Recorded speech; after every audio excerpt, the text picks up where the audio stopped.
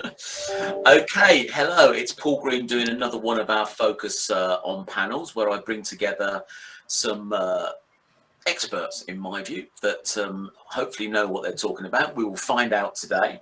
So we're going to be looking at how should SMEs go about pricing their product or service. So I've got the assembled bodies that you can see on the screen with me today. So I'm going to give them a chance, put my teeth back in, give them a chance to introduce themselves and let us know who they are. There is a little bit of delay at the moment with Margot, so we'll see how we get on with that, but hopefully we'll be able to manage it. So Roger, do you want to introduce yourself and let us know who you are? Yes, so I'm Roger Eddowes, run a accountancy practice based in Milton Keynes called Eston Accounts and Tax, and we're also known as the business godparents, as we try to be on hand and support our clients as and when they need help. And Wendy? Hello, I'm Wendy Encounters. We are an award-winning outsourced accounts and bookkeeping solution, and we use the Xero ecosystem, helping our clients zero in on the numbers in their business. Okay, and Margot?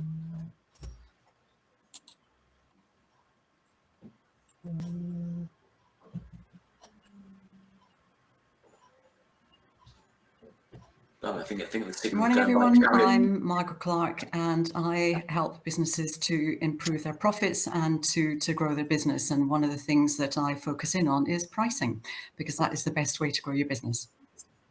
Excellent, thank you very much. There seems to be quite a, this is like doing a satellite thing, isn't it? You know, where you, in the olden days, we had to wait. So we're going to have to get used to it, but I'm sure we'll be fine. So yeah, so if you're listening to this live, then please feel free to put anything in the comments wherever you are. We should be able to bring that up on screen. And if you're listening to this on a replay, then again, please do put any questions that you have and we can revisit it and hopefully answer those questions. So I think this is quite an interesting topic. We will find out in the discussion.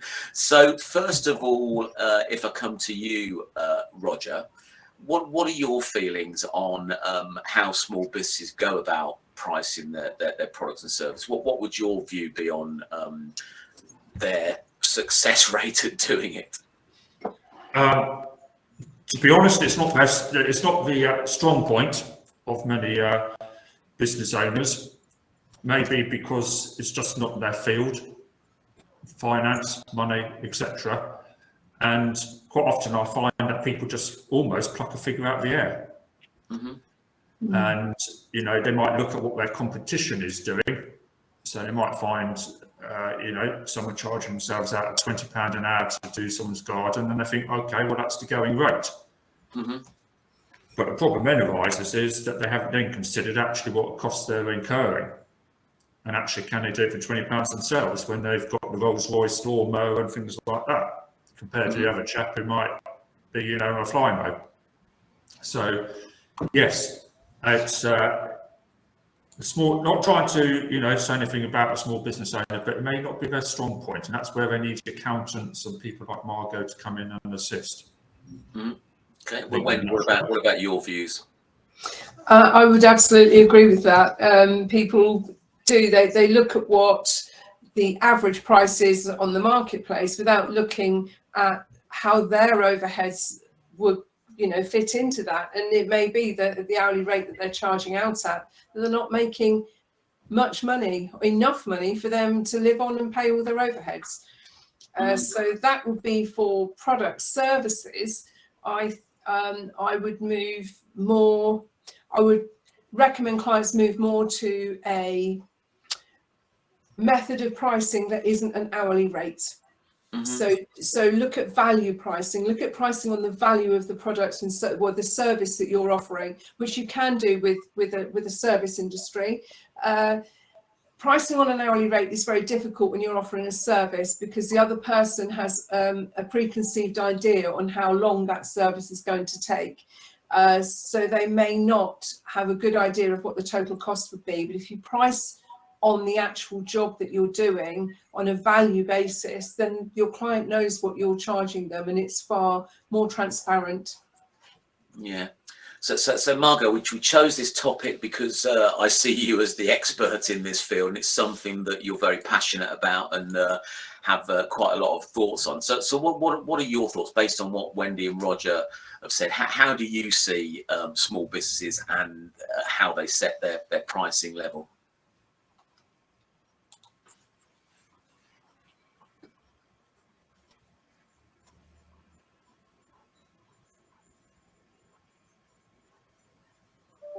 Well, I totally agree with both Roger and Wendy. I think the biggest problem with small businesses is that they feel that they need to keep their prices small. They believe that if they're on their own, or if they've only got 1 or 2 people working in their business, they can't compete with what they call the big guys, the bigger firms, and so they automatically undercharge for whatever they do, and they don't value themselves at all. I think there's also this need in the small business sector to be competitive with the prices, and therefore they're looking at their competitors, at what they're charging, and they try to keep their prices in line or less than what their competitors are charging. But the problem with that is they have no idea what value that their competitors are bringing to their customers. And so they're not concentrating on the value, they're concentrating on the price. And that is the biggest issue, I think, that faces small businesses. So back to you, Roger. In terms of your experience with some of your clients then, how do you identify, or what's the first things that you see in terms of they are potentially charging too low a price, or they're not adding value to their offering and therefore charging a premium price for it or a higher price for it? What's your experience been? How do you spot that, and what do you do? Well, sadly, for a lot of clients, or new clients starting, it's sometimes a bit down the road. So what we always try and encourage is that if someone's starting out business on their own, is let's review things, in the first quarter. Let's not wait until your tax return is due or your accounts are due, by which time it's too late. So it's all really a question of, seeing what their expenses are. And I'm not just talking about, if you're making widgets, the raw materials for those widgets, it's the other things that are associated with the overheads, the cost of your premises, your electricity and things like that. We need to bring all that into the equation and effectively do a snapshot at that point in time, looking between your income and expenses to see actually, are you making any money? And it could be simple tweaks that you need to do, which could tip the balance from maybe a loss or to a profit making situation. So and it could be altering the sales price, or it could actually be looking at your purchases and getting negotiating better deals with your suppliers. Mm-hmm. If you feel that the market out there cannot substantiate your increased rate of sale. Yeah. And over to you, Wendy. In terms of making sure that businesses are profitable, is break-even point something that's still used at all, or are some of the software that's available, does it make it easier for businesses to identify what might be a loss-making product or service for them? Yes, on both counts. Break-even is still important. Because obviously if you're below break even, you are making a loss. So that is still a huge factor. There are softwares out there that can help with that, especially, I bang on about Xero, but there are a lot of other softwares out there that if you're selling widgets or whatever it is you're selling, if you're selling a product, that there are tools out there that help you manage your costs, manage what you're buying the stuff in for, and then what you're selling it out for, and what your margin is. So people don't look at the margin between what they're buying their widget for, the labor to make those to make those parts into the widget that you want to sell, and then the actually putting a markup on after that for the sales cost. But they don't include all the things that go into that, like the cost of the premises that you're in, the cost of the machinery that you're using, and the degradation of that machinery over time while it's making those widgets. People don't take all of that sort of stuff into account when they're doing their pricing. It is absolutely no good just looking at what your competitor is pricing out at. If your costs are higher, you're going to make a loss. And the other thing I would suggest is that people go back to their suppliers and look for early settlement discounts. Some suppliers are quite, they'll give you nice long terms, but if your cash flow allows, you may be able to negotiate settlement discounts where you pay the bill a little bit sooner and you get a better price for doing so. So there are lots of ways that you can, look at your costs against what you're selling your products for. Absolutely, absolutely. So Margot, what's a small business to do then, if on the assumption that we're sort of making that a lot of small businesses haven't got the right level of pricing or haven't understood that value proposition, that they're charging the right amount for their product or service? What are some of the things they should do, or what are some of the things they should be looking at to get that balance right, and obviously make sure that they're making more of an impact to the bottom line than they might be?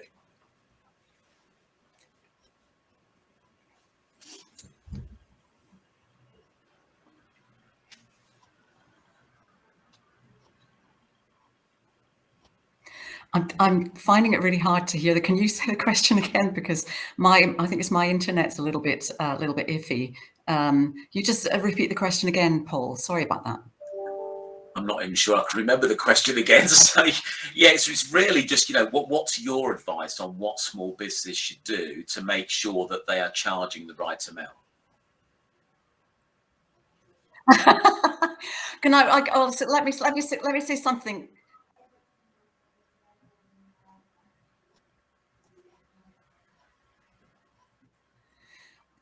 There's a bit of a problem with the internet, but let me just say there's one thing that we haven't touched on that I feel quite strongly about when you come to your pricing is, before you even start to price, you have to decide how you want to position yourself in the market, in your sector.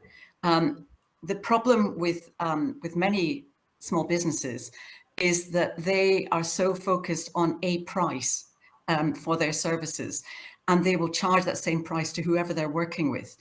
If you want to position yourself with working with high value clients, for example, I don't know, accountants or solicitors or people who in general are expected to earn quite a bit of money, then you can't, if you put a rock bottom price on your services, you will just not get traction within that sector, because that sector are prepared to pay more money. And if you give a cheap price for your services, they're going to see you as cheap.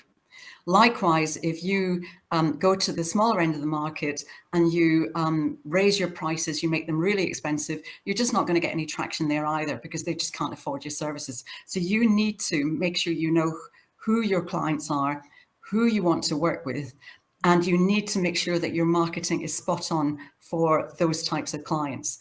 So that is absolutely vital before you even start to think about how much you're going to charge.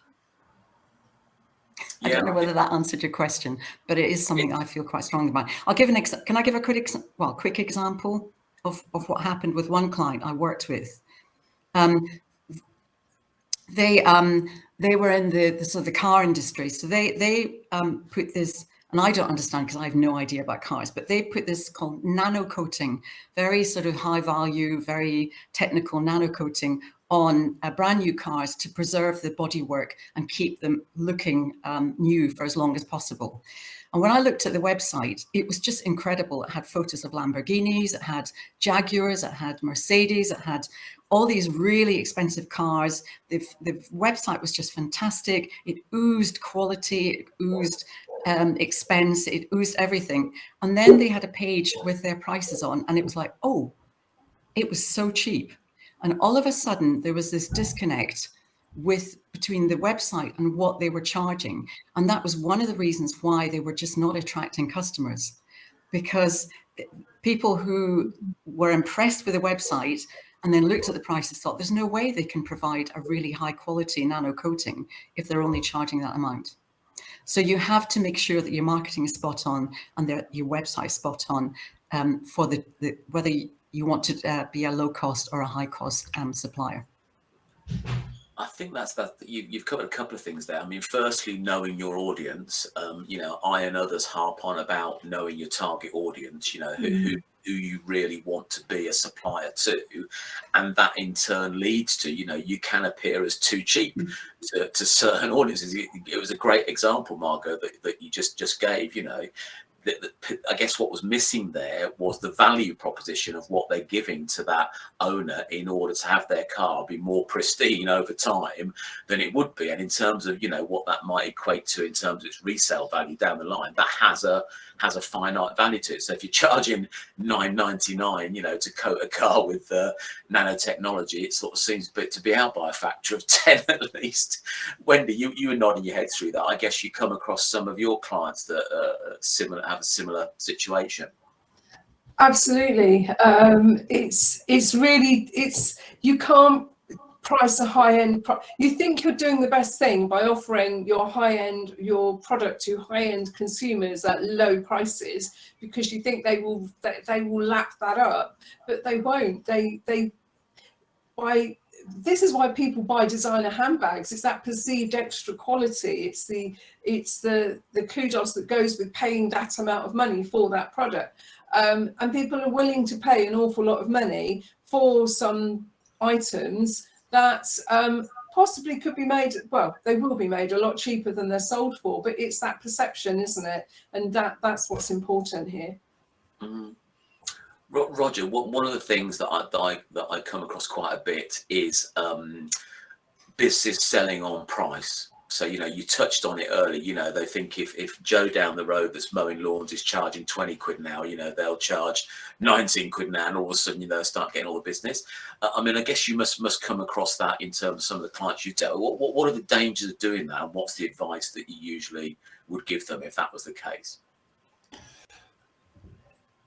The danger, well, one of the dangers is that you're suddenly locked into that price which isn't sustainable for yourself, but then how do you then increase it? Mm-hmm. You know, suddenly you've got people used to paying $19.99 for your services. Actually, you need to be charging $39.99. So you spent all this effort on building up a client base, which is just not sustainable for your business. So it's so important at the outset to get it right. And it comes back, I think, to what Margot and Wendy have all been sort of saying, is that you need to identify your target market and not be actually ashamed of what value you put on your price as well. I mean, you know, I've had experiences, people say, oh yeah, you're expensive, Roger. Yes, but we do X, Y, and Z in the background. You need to explain what you're doing to justify that extra cost. Yeah. You need you to always get people who want to pay £9.99, but you're not bothered with that then, are you? You need to be concentrating your efforts on the people who are prepared to pay $39.99. Yeah, absolutely. Absolutely. So Margot, back to you then. How do businesses go about putting their prices up if they're working with you, or if they're working with their accountant and the accountant said, look, you know, you're making a loss? What would your advice be on how a small business would go about, you know, putting their prices up to their client?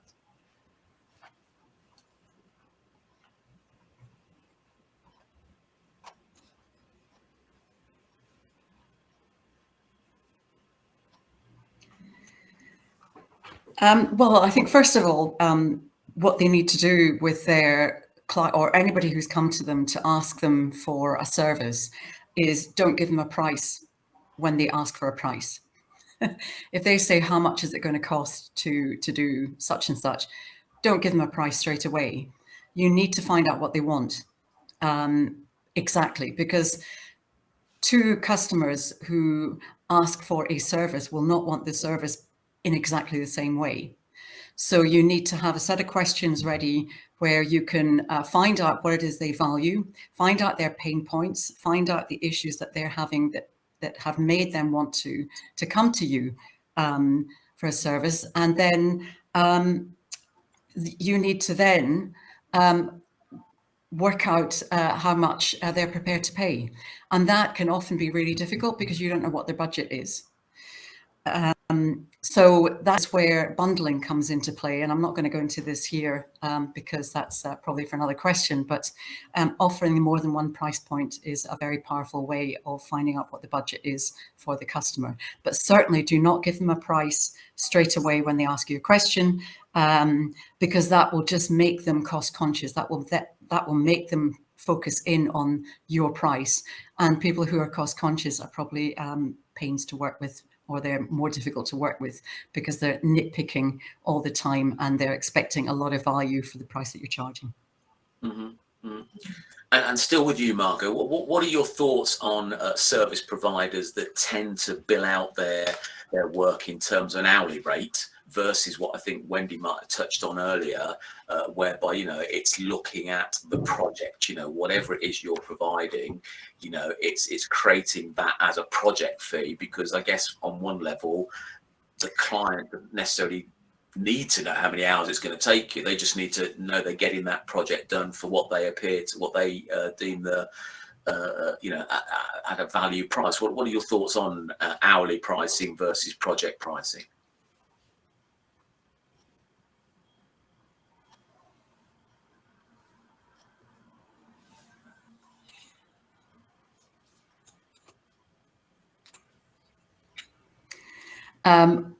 There's something wrong with my internet because I'm not catching every single word that you're saying, Paul. But I think you're asking me about project pricing versus hourly pricing. Is that what you're saying?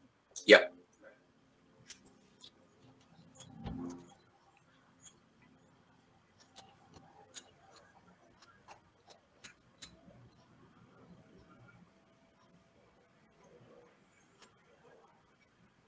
Still yes. Sorry, Paul, I didn't catch the exact question. Yeah, it's exactly that. It's hourly pricing versus project pricing.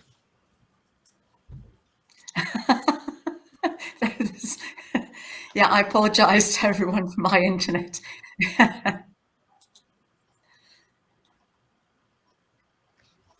Well, I think when it comes to hourly question, I think Wendy mentioned this, that it's very difficult to know at the start of a project exactly how long you're going to spend working with this client. You just don't know the problems that are going to crop up along the way. So it's very difficult to assess it, which means that if you're charging an hourly rate and you're not giving an upfront price, then your client has no idea about how much the total cost is going to be.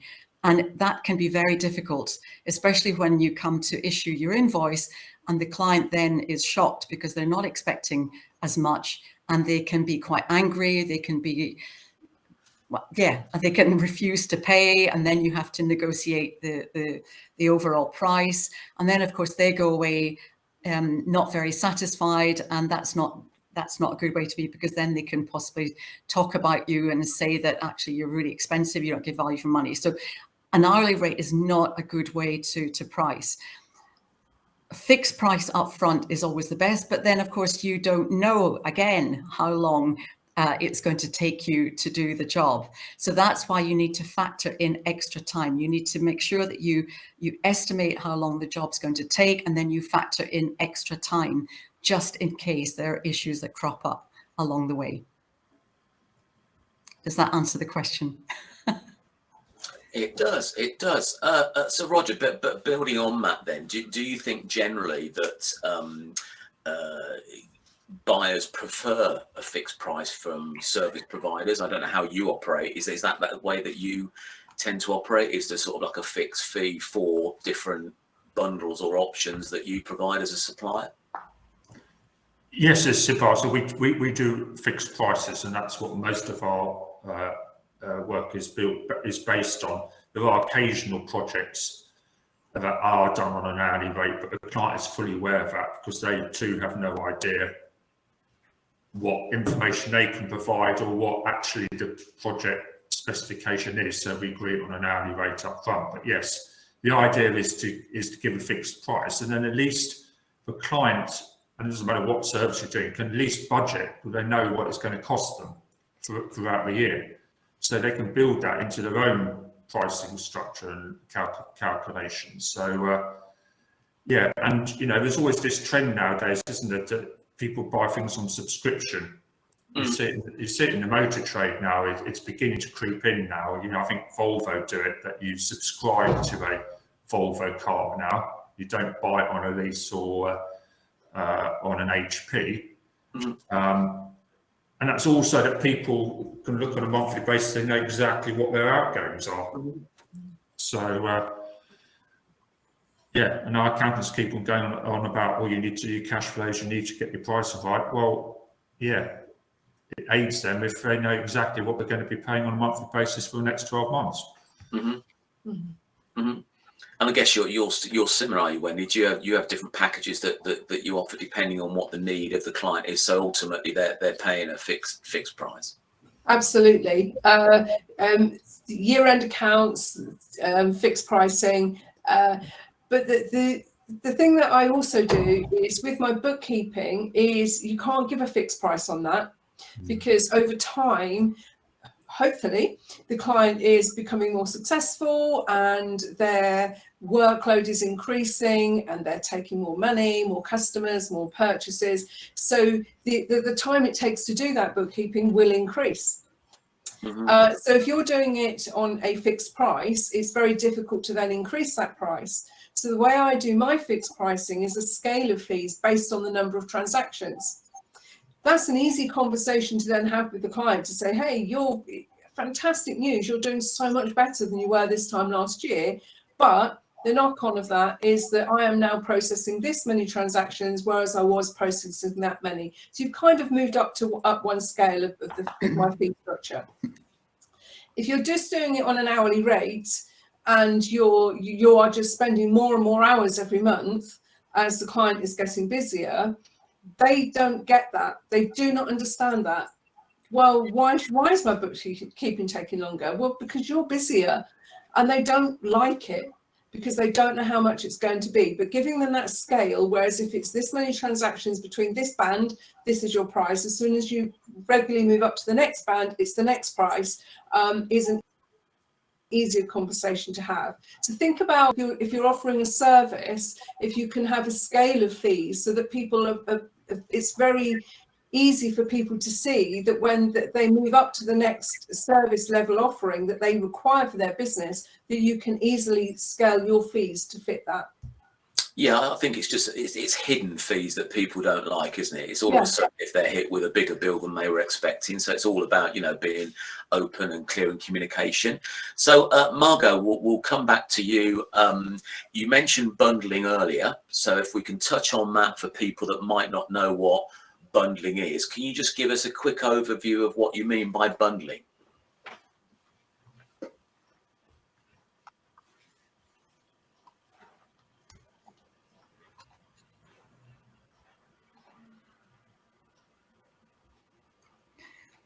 Okay, can I just say one thing, sort of in response to Wendy's saying? She's absolutely right in what she's saying.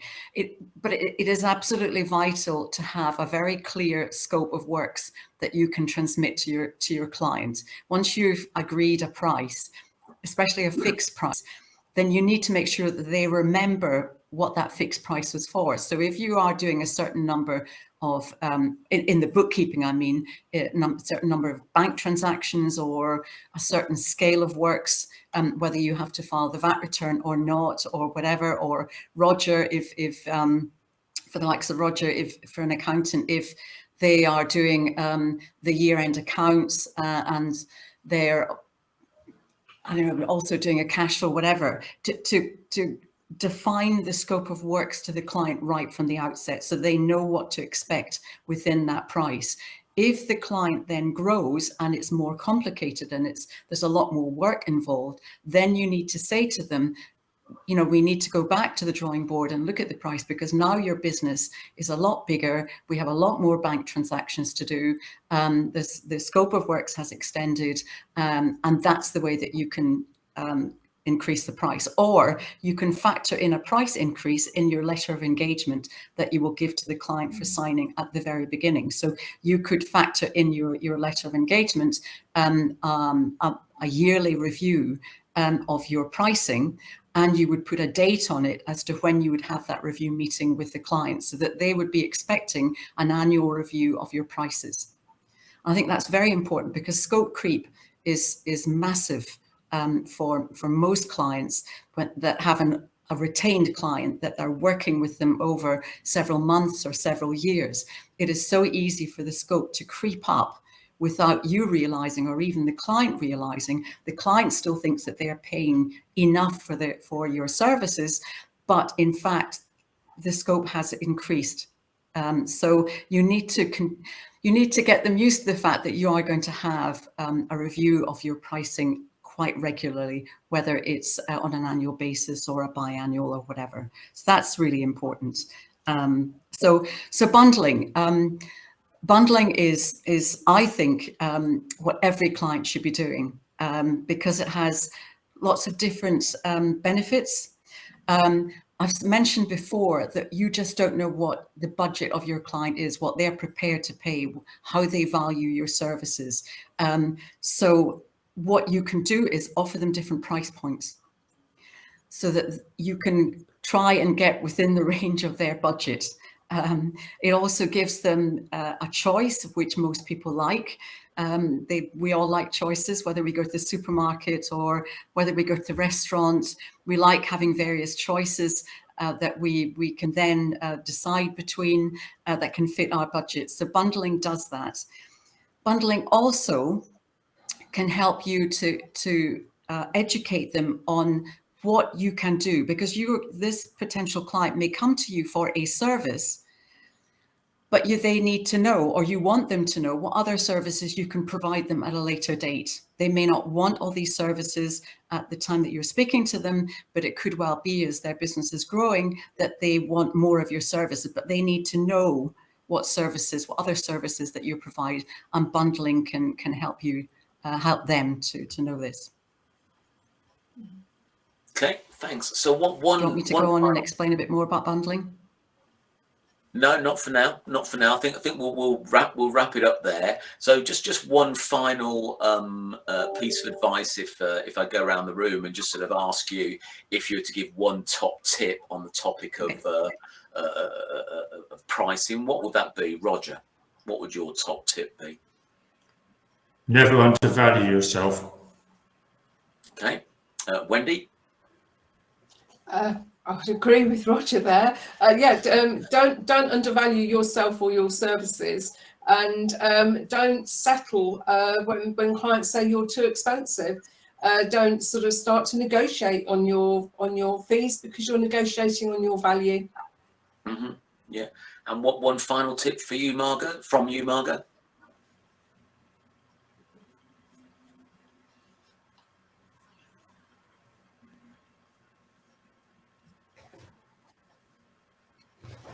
Put your prices up. And be proud of being expensive. Expensive is a way to make you stand out from your competitors. Absolutely, absolutely. I think, consistently just look at the value you're offering, and make sure that you're getting the right price for that. And focus on value, and don't sell on price. That'll be a recipe for disaster if that's what you're trying to do. A good example of that, I guess, is the supermarkets. That tended to do that. And Aldi and Lidl came in and left the ones that were doing it on price sort of standing, because they just took away their market almost overnight. So that all these supermarkets, like I guess the Sainsbury's and the Morrisons and the Tesco's, are now looking at how they can attract buyers back. And it's much more difficult for them, because it's just based on price at the end of the day. So don't get caught in that trap. So thanks for my panelists today. If you're watching this on replay, then please do ask any questions. We can always get back to you after the event. And next time we're here, 11 o'clock every Tuesday. Next time we're going to have a sales and marketing theme. And so, yeah, tune in then. I'll end the broadcast there. So thanks very much, guys. Thank you.